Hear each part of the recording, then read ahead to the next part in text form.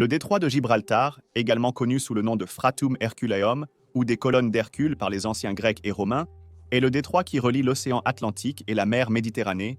Avec environ 13 km à son point le plus étroit, cette distance apparemment modeste sépare deux continents et marque le point de rencontre de la mer Méditerranée et de l'océan Atlantique. Malgré cette distance relativement courte et le fait qu'il existe plus de 60 ponts dans le monde qui dépassent 13 km, aucun pont n'a été construit pour relier les deux continents, incitant à se demander pourquoi un projet si ambitieux n'est pas encore devenu une réalité. L'idée de relier l'Europe et l'Afrique est envisagée depuis des décennies, avec diverses propositions qui ont émergé au fil des ans. L'importance stratégique de cette traversée ne peut être sous-estimée, car elle servirait de lien vital entre les 447 millions de personnes vivant dans l'Union européenne et les 1,4 milliard de personnes habitant le continent africain.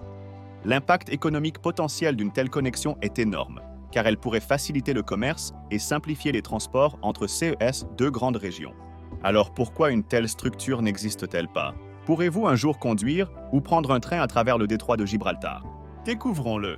Le détroit reliant l'Atlantique et la Méditerranée mesure environ 57 km. La distance la plus courte entre l'Espagne et le Maroc est d'un peu plus de 8 miles, soit à peu près la même distance entre San Francisco et Auckland. Par temps clair, on peut même voir l'autre rive. La profondeur du détroit de Gibraltar est en moyenne d'environ 1200 pieds, soit environ 365 mètres. Il y a plus à apprendre sur cette voie navigable importante, mais il est important de savoir que le détroit de Gibraltar est et a toujours été l'un des canaux de navigation les plus importants au monde. C'est la seule voie navigable naturelle qui relie la mer Méditerranée à un océan. Le canal de Suez dans la Méditerranée occidentale, qui relie l'océan Indien via la mer Rouge, est artificiel.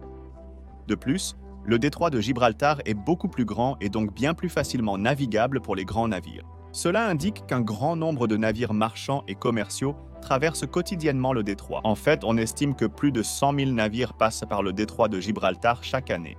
En comparaison, le canal du Panama, qui relie les océans Atlantique et Pacifique, est emprunté par environ 14 000 navires par an, tandis que ce chiffre est d'environ 20 000 navires par an pour le canal de Suez.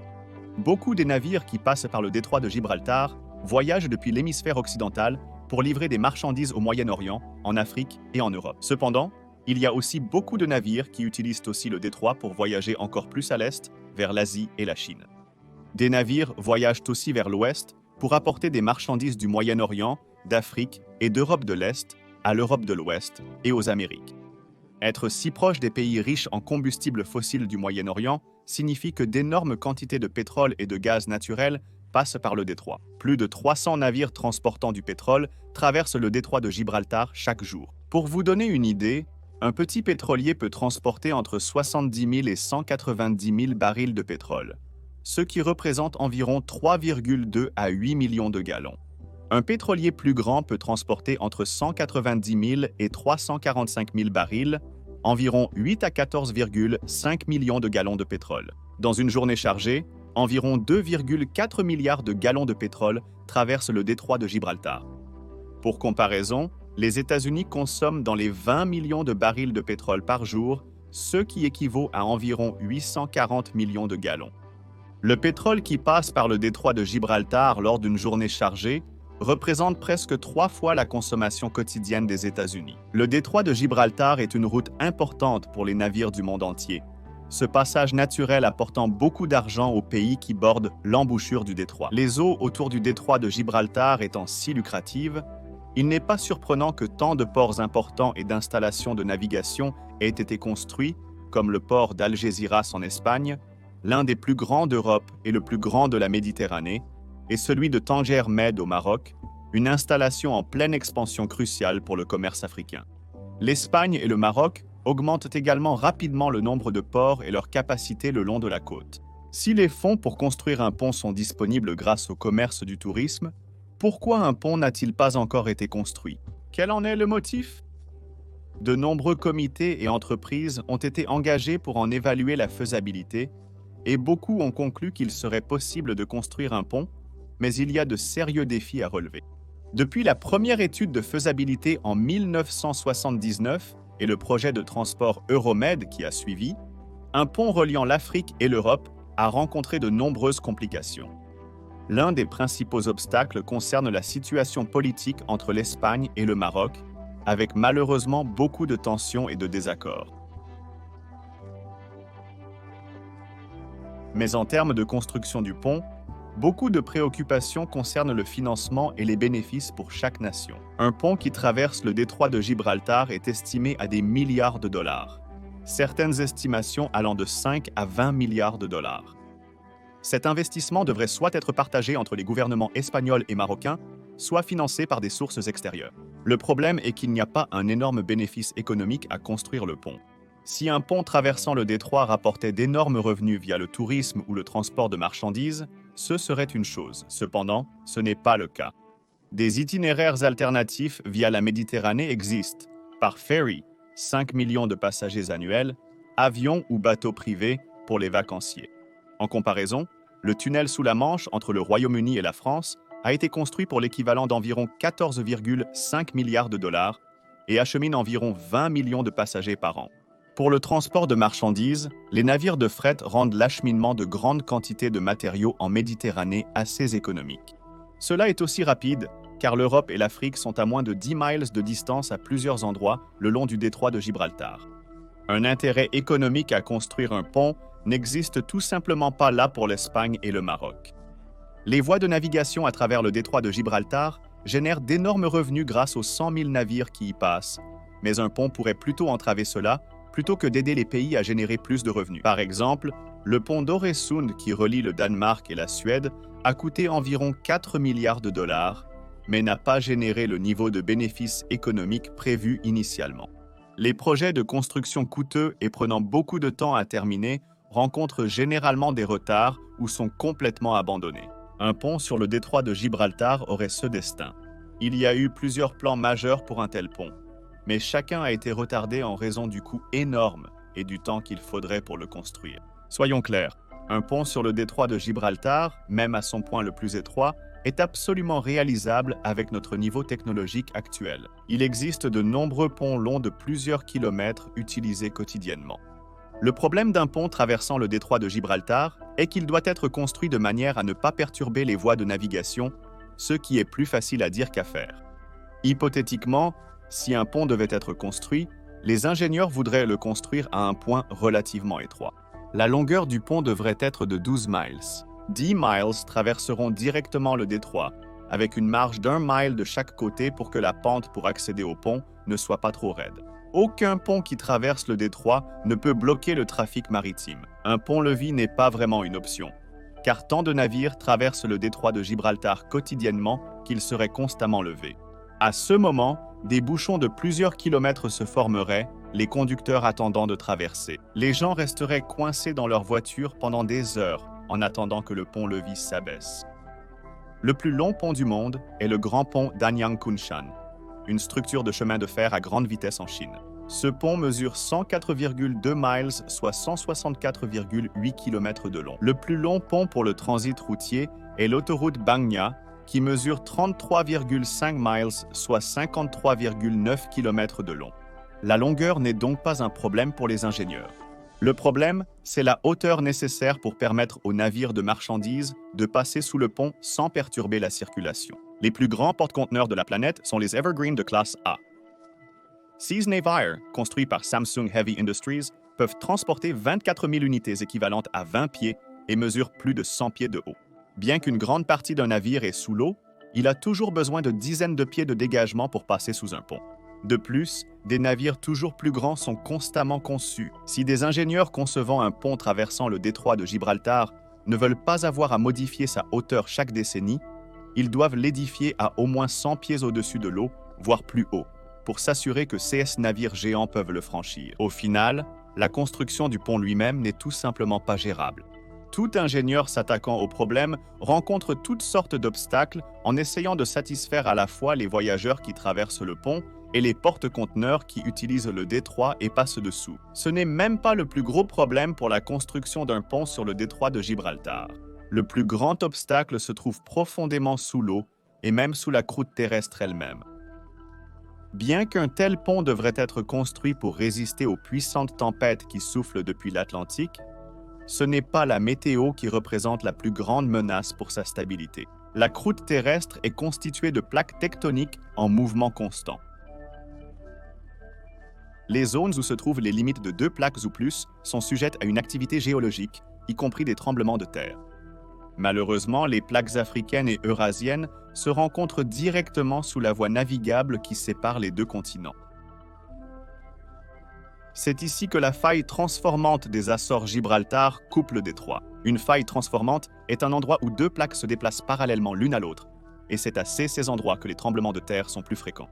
La région où un pont reliant l'Afrique et l'Europe pourrait être construit est donc sujette à une activité géologique dévastatrice. Tout pont construit à travers le détroit devra être capable de résister à des tremblements de terre de grande magnitude sans s'effondrer, car cela se produira un jour. Par exemple, le tremblement de terre de Lisbonne de 1755, qui a été estimé entre 8,5 et 9 sur l'échelle de Richter, a causé des dommages significatifs au Portugal, en Espagne et au Maroc. Le tremblement de terre d'Agadir de 1960 mesurant 5,7 sur l'échelle de Richter a entraîné une destruction massive. Les tremblements de terre, sous-produits naturels du déplacement des plaques tectoniques, sont inarrêtables. Les autres ponts, tunnels et connexions qui passent au-dessus ou sous l'eau n'ont généralement pas ce problème. C'est la localisation du détroit de Gibraltar qui le place directement sur le trajet d'une zone géologiquement active. Des enquêtes ont également révélé que le fond marin de la zone est instable par rapport à d'autres endroits, comme celui du tunnel qui relie la France et le Royaume-Uni. Les chercheurs ont identifié que le fond du détroit a au moins 2 profonds canaux d'argile quaternaire, qui sont très instables et rendent incroyablement difficile la sécurisation de pylônes ou d'autres structures pour soutenir un pont. Les canaux d'argile quaternaire sont des strates de sédiments argileux accumulés durant le quaternaire, la dernière période géologique. 6 canaux sont constitués de dépôts d'argile doux et non consolidés, qui peuvent être instables et se déplacer facilement sous la pression ou en raison de l'activité géologique. Les géologues avertissent que tout projet de construction réalisé dans cette zone pourrait être sujet à des échecs catastrophiques uniquement en raison de la localisation du détroit de Gibraltar et de la composition de la croûte terrestre dans la zone. La construction d'un pont reliant l'Europe et l'Afrique pourrait donc être très dangereuse en raison de la présence de ces canaux d'argile instables. Alors, est-il impossible de construire une structure qui relie ces deux continents? Étonnamment, non. Les ingénieurs ont trouvé des moyens de contourner bon nombre de ces problèmes. Et avec l'avancement de la technologie, des solutions peuvent se présenter dans des endroits improbables. Mais avant de pouvoir explorer ces options, nous avons besoin d'une meilleure compréhension du détroit lui-même et de ce qui nous attend exactement. En raison de la tectonique des plaques, la Terre n'a pas toujours eu l'aspect qu'elle a aujourd'hui. Au cours de millions d'années, les continents ont bougé, les océans se sont séparés et la topographie a changé. Ce n'est que relativement récemment que le détroit de Gibraltar s'est formé. Bien sûr, récemment en termes géologiques signifie toujours des millions d'années auparavant. Mais néanmoins, il est important de comprendre comment le détroit s'est formé exactement. À l'origine, ce qui est devenu la Méditerranée faisait partie de la mer de Thétis, un ancien océan entre les continents du Gondwana et de l'Eurasia, pendant les ères mésozoïques et cénozoïques précoces, s'étendant approximativement de 250 à environ 50 millions d'années auparavant, et couvrait ce qui serait aujourd'hui l'Inde, le Pakistan, l'Indonésie et l'océan Indien. Avec le temps, le continent africain s'est déplacé et a percuté l'Asie et l'Europe, coupant ce qui allait finalement devenir la mer Méditerranée. Les eaux de la région ont commencé à s'assécher et à créer un pont terrestre entre les continents africains, européens et asiatiques. Il y a environ 5,3 millions d'années, lors d'un événement connu sous le nom de crise de salinité messinienne, le terrain a commencé à s'enfoncer en raison du mouvement des plaques tectoniques dans la région et l'eau a afflué dans la dépression, créant le détroit de Gibraltar. Les eaux de l'Atlantique s'écoulent constamment dans la Méditerranée, compensant la perte d'eau due à l'évaporation. Encore plus important pour l'écosystème aquatique de la région est que les eaux de l'Atlantique qui traversent le détroit sont plus douces, empêchant la Méditerranée d'être trop salée. En même temps, les eaux plus salées de la mer Méditerranée sont plus denses et s'écoulent sous le courant de surface pour se déverser dans l'océan. Les eaux de l'Atlantique sont également riches en nutriments qui permettent à la Méditerranée de soutenir une variété de poissons et de vie aquatique. Par exemple, un groupe d'orques d'environ 36 individus vit maintenant autour du détroit de Gibraltar et profite des eaux abondantes de la région. Néanmoins, l'accroissement du transport maritime et du commerce menace ou met en danger ce groupe et d'autres espèces dans le détroit. Il est donc également intéressant de considérer comment un pont pourrait réduire le trafic maritime et améliorer l'écosystème de la région. C'est encore loin d'être une réalité tant que beaucoup d'argent peut être gagné en faisant traverser des cargos par le détroit de Gibraltar. Désolé les dauphins. Fait intéressant, la mer Méditerranée se serait asséchée il y a longtemps sans le détroit de Gibraltar. Ainsi, le détroit n'a pas seulement une importance économique pour la Méditerranée, mais aussi pour la vie grâce au renouvellement de l'eau. Il y a 125 000 ans, des Néandertaliens vivaient le long du détroit de Gibraltar. En fait, le rocher de Gibraltar est considéré comme l'un des derniers bastions des Néandertaliens avant que l'Homo sapiens, l'ancêtre des humains, ne les ait effacés de la surface de la planète. Des sites néandertaliens datant d'environ 24 000 ans ont été découverts à Gibraltar et des preuves archéologiques montrent que les humains étaient dans la région il y a au moins 40 000 ans. Une fois que de grandes civilisations se sont développées en Méditerranée comme les empires grecs, romains et carthaginois, le détroit de Gibraltar a commencé à être utilisé pour voyager et commercer le long de la côte de l'Europe et vers l'Afrique. Avec le début des explorations et de la Renaissance, le détroit a été utilisé pour lancer des expéditions et est devenu de plus en plus parsemé de ports commerciaux. Tout au long de l'histoire, des invasions et des cultures divergentes ont créé un schisme entre les peuples d'Espagne et du Maroc qui a duré des centaines d'années. Les deux parties se sont fait la guerre pendant des siècles sans aucun espoir de résoudre leurs différends et de vivre en paix. Gibraltar a changé de main plusieurs fois, mais alors que le colonialisme européen commençait à prendre le dessus sur une grande partie du monde, les fondements des problèmes politiques auxquels la région est confrontée aujourd'hui ont apparu. C'étaient principalement les marines et les troupes portugaises, britanniques et espagnoles qui se battaient pour sécuriser des villes et des forts importants, tels que l'Alcazar de Séville, le château de Tarifa et le fort de São João de Barra à Tanger, pour contrôler les eaux du détroit de Gibraltar pendant cette période. Comme dans de nombreuses parties du monde, la Royaume-Uni a établi des colonies et revendiqué les terres le long du détroit, et en particulier Gibraltar lui-même, qui abrite le célèbre rocher et son vaste réseau de tunnels et de fortifications. Gibraltar est en fait un territoire d'outre-mer britannique qui est un vestige restant de l'empire de cette nation. Il mesure environ 2,6 miles carrés, soit environ 6,7 km carrés, et compte environ 32 000 citoyens. C'est en 1704 que les forces anglo-néerlandaises ont capturé cet îlot pendant la guerre de succession d'Espagne. Gibraltar a été cédé au Royaume-Uni en 1713 avec le traité d'Utrecht et demeure depuis sous son contrôle. Alors que l'Espagne continue de revendiquer Gibraltar, la plupart des Gibraltariens qui y vivent rejettent l'idée de devenir espagnols. C'est dû à leur rattachement au Royaume-Uni pendant des siècles. Bien que les citoyens y parlent espagnol, ainsi qu'un dialecte local appelé l'anito, ils ont très peu d'intérêt à changer leurs allégeances en faveur de l'Espagne. Avec le Brexit, Gibraltar a quitté l'Union européenne avec le Royaume-Uni, bien que cette décision se soit avérée assez impopulaire à Gibraltar, où 95% de la population a voté contre. Ainsi, Gibraltar est un point de discorde entre le Royaume-Uni et l'Espagne. À ce stade, il semble que les Gibraltariens soient tellement habitués à faire des affaires comme d'habitude, sous la surveillance britannique, qu'il est peu probable que le territoire soit cédé à l'Espagne de sitôt. Cependant, les choses auraient pu être légèrement différentes si les discussions avaient commencé il y a un siècle. Quoi qu'il en soit, le gouvernement espagnol évoque encore de temps en temps la réintégration de Gibraltar dans ses frontières. Cependant, aucun progrès n'a encore été fait pour unifier la ville au reste de l'Espagne. L'Espagne a peu de marge pour revendiquer Gibraltar, ayant une partie de son propre territoire au Maroc. Les Espagnols possèdent des protectorats marocains. Les villes portuaires de Ceuta et Melilla sont toutes deux situées du côté africain du détroit de Gibraltar. Le 27 novembre 1912, un traité entre la France et l'Espagne a entraîné la conversion des sphères d'influence espagnoles au Maroc en protectorat formel. À cette époque, le territoire contrôlé par l'Espagne était beaucoup plus grand qu'aujourd'hui. En 1957, la guerre d'Ifni a éclaté lorsque l'Espagne a envoyé des troupes au Maroc pour protéger ce qu'ils proclamaient être leur territoire. Les nations à travers le continent africain s'étaient soulevées contre leurs colonisateurs et récupéraient leurs terres des Européens.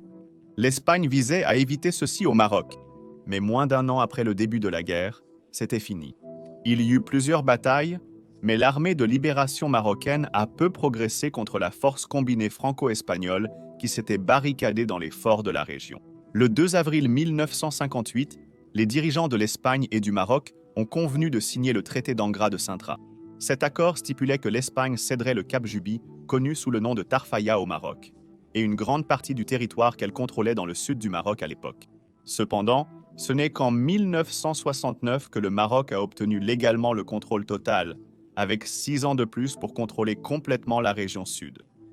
Mais l'Espagne a toujours le contrôle total des territoires au nord. Actuellement, le Maroc affirme que Ceuta et Melilla sont culturellement importantes pour le peuple marocain et devraient être réintégrées dans ses frontières. Cependant, elles sont toujours internationalement reconnues comme des villes espagnoles. Le gouvernement marocain compare même les territoires que l'Espagne détient à Gibraltar, ce qui devrait être facile à comprendre pour le gouvernement espagnol. Mais l'Espagne continue de considérer Ceuta et Melilla comme des parties vitales de son propre pays, puisqu'elles sont sous son contrôle depuis des siècles. C'est un argument fallacieux, le territoire ayant été conquis par le sang et colonisé pendant des centaines d'années. Mais l'Espagne maintient que même si les deux villes sont situées de l'autre côté du détroit de Gibraltar, elles lui appartiennent toujours. En réalité, Ceuta et Melilla sont situés à des points très stratégiques pour les ports de commerce. C'est pourquoi l'Espagne veut maintenir leur contrôle.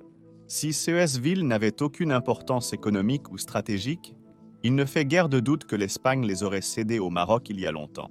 C'est l'origine de nombreux problèmes qui ont empêché une coopération significative entre les gouvernements de la région. Il est difficile de travailler avec un pays qui a saisi votre terre et refuse de la rendre. C'est exactement ce qui s'est passé avec Gibraltar pour l'Espagne et Ceuta et Melilla pour le Maroc. Si ces territoires étaient rendus à leurs pays respectifs, une relation plus productive pourrait-elle être nouée entre ces nations? Peut-être. Cela prendrait du temps, mais serait sûrement positif. Cependant, il est peu probable que cela arrive prochainement. L'Espagne et le Maroc continuent d'exprimer leur mécontentement d'avoir une autre nation qui contrôle un territoire à l'intérieur de leurs frontières au lieu de collaborer. Mais ces désaccords ne concernant pas seulement la terre, ils s'étendent également à la mer. Le fait que plusieurs nations revendiquent des territoires qui se trouvent à l'intérieur des frontières d'autres pays a également compliqué la question du contrôle des eaux dans le détroit de Gibraltar. La majeure partie du territoire marin est détenue par l'Espagne et le Maroc. Mais comme Gibraltar fait partie du Royaume-Uni, ce pays contrôle également une partie de l'extrémité et du détroit. Cependant, c'est le territoire de l'Espagne au Maroc qui cause le plus de confusion. L'Espagne et le Maroc revendiquent tous deux que les eaux du sud-est du détroit sont sous leur contrôle. Le gouvernement espagnol utilise Ceuta et Melilla sur le continent africain comme prétexte pour revendiquer les eaux au large de la côte marocaine. De toute évidence, le Maroc n'accepte pas cela, car il prétend que ces villes devraient être sous son contrôle en premier lieu. Actuellement, le Royaume-Uni prétend que 3000 nautiques, soit 3,5 000 standards ou 5,6 km de mer au large de Gibraltar, sont sous son contrôle. Le Royaume-Uni prétend également que la majeure partie du détroit est dans les eaux internationales, ce que l'Espagne et le Maroc contestent. Pour maintenir une paix relative dans la région et permettre aux navires de circuler librement dans le détroit de Gibraltar, la Convention des Nations Unies sur le droit de la mer qualifie le détroit de passage de transit, ce qui permet aux navires et aux avions une totale liberté de mouvement lorsqu'ils le traversent. L'histoire de cette région a conduit à des dilemmes à notre époque, qui se traduisent par de nombreux désaccords concernant le détroit de Gibraltar et les terres qui l'entourent. Lorsque nous comprenons la géographie et les événements du passé, il devient assez clair pourquoi les gouvernements espagnols et marocains n'ont pas été en mesure de travailler ensemble de manière efficace pour construire un pont reliant l'Afrique et l'Europe. Mais qu'en est-il d'un tunnel? Les deux gouvernements peuvent-ils ignorer leurs divergences pour créer une traversée sous-marine? Au fil des années, les ponts n'ont pas été le seul type de structure proposée pour relier l'Europe et l'Afrique. Dès les années 1930, l'Espagne a émis l'idée d'un tunnel qui pourrait être construit sous le détroit de Gibraltar pour permettre aux trains et aux véhicules de passer sous ces eaux. Une étude ultérieure sur la composition du plancher océanique a révélé qu'il était constitué d'une roche extrêmement dure que les machines de forage de l'époque ne pouvaient pas percer. Pour contourner ce problème, un ingénieur a suggéré de placer un tube en béton préfabriqué sous les eaux du détroit de Gibraltar et de le fixer à l'aide de câbles à haute tension. Ce plan n'a pas abouti, car l'idée semblait extrêmement difficile à réaliser. De plus, le monde avait un problème bien plus grand à se préoccuper lorsque l'Allemagne a envahi la Pologne et déclenché la Seconde Guerre mondiale. L'idée du tunnel a alors pratiquement disparu, jusqu'aux années 1980, lorsque l'Espagne et le Maroc ont entamé un nouveau cycle de discussions pour en construire un sous le détroit de Gibraltar. Mais une fois de plus, ces discussions n'ont pas abouti, en raison de la tension entre les pays et de la faisabilité du projet. Malgré l'évolution technologique, le creusement de tunnels restait non viable, d'où l'abandon répété des plans pour en construire un.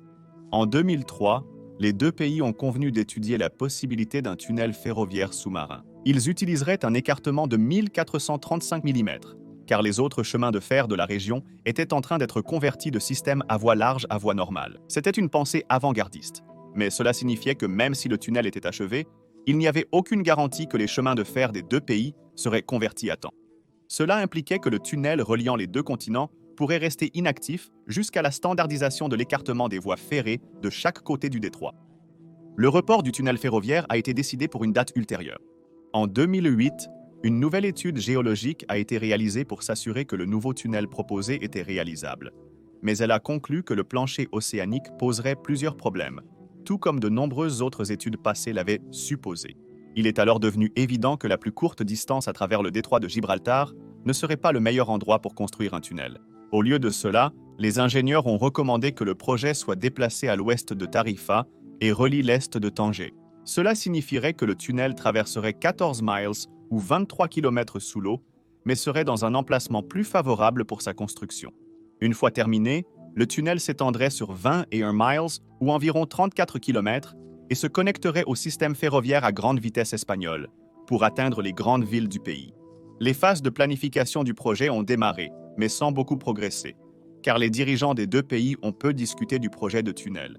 En avril 2021, les ministres d'Espagne et du Maroc ont convenu d'organiser une réunion intergouvernementale à Casablanca pour discuter à nouveau du tunnel. La réunion était probablement le résultat direct du lancement par le Royaume-Uni d'une étude en janvier 2021 pour voir si un tunnel reliant Gibraltar à Tanger était possible.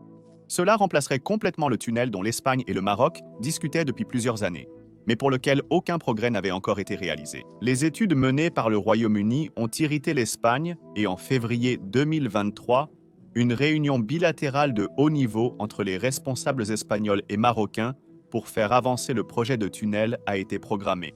Pour l'instant, la construction du tunnel est censée commencer en 2030, mais compte tenu du nombre d'interruptions, il est difficile de croire que quelque chose se passera réellement d'ici là. Et qu'en est-il d'un pont? Un tunnel qui passe sous le détroit serait certainement un pas en avant, mais verrons-nous un jour un pont qui relie l'Afrique et l'Europe? Certains ingénieurs n'ont pas abandonné un tel rêve. Rappelez-vous qu'en raison de la localisation géologique du détroit, les catastrophes naturelles telles que les tremblements de terre doivent être prises en compte. Mais cela n'a pas empêché les ingénieurs de voir grand.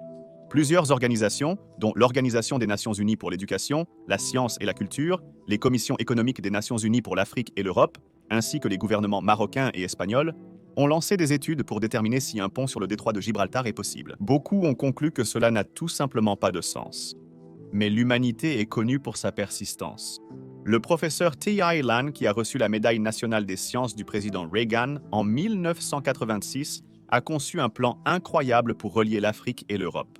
Il a proposé qu'un pont soit construit entre Punta de Oliveros et Pointe Cyr, qui sont à 8,7 miles ou 14 km de distance. Cependant, c'est son plan prévoyant que le pont s'étende sur 3,1 miles ou 5000 mètres d'un pilier de soutien à l'autre qui a retenu l'attention des ingénieurs, car c'était beaucoup plus long que n'importe quel autre pont dans le monde. Des modèles informatiques ont été générés pour tester des aspects tels que les caractéristiques statiques et dynamiques de l'environnement et la faisabilité aérodynamique relative. Plusieurs modèles de ponts, dont le pont suspendu à étage hybride du professeur Lan, se sont révélés les plus adaptés pour le franchissement. Ce pont offre une rigidité plus forte et est beaucoup plus aérodynamique que les ponts suspendus traditionnels, avec des travées plus courtes.